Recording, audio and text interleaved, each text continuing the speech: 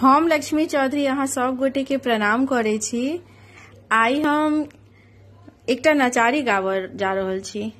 गीत में संग दऽ रहल छथि माताजी। ई गीत हम बट सावित्री में गाबऽ लेल अपलोड कऽ रहल छी, जे एहि गीत के अहाँ सब बरसाइत पूजा में नचारी के रूप में सेहो गाबि सकै छी। गीत नीक लागत तऽ गीत के अधिक से अधिक शेयर करब और एहि चैनल के सब्सक्राइब करब। धन्यवाद। शिव आढ़र दानी गौरी भवानी के नाथ मसानी। शिव आढ़र दानी गौरी भवानी के नाथ मसानी। शिव आढ़र दानी गौरी के जप तप तपस्या भारी। गौरी के जप तप तपस्या भारी।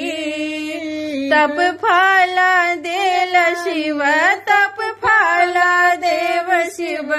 गौरी भेली पटरानी। शिव आढ़र दानी गौरी भवानी के नाथ मसानी। शिव आढ़र दानी गेली कैलाश माँ जननी भवानी। गेली कैलाश माँ जननी भवानी। शिव के अटरिया ने महल ने बखारी। शिव आढ़र दानी गौरी भवानी के नाथ मसानी। शिव आढ़र दानी गोदी के लाल संग खेले विषहरी। गोदी के लाल संग खेले विषहरी।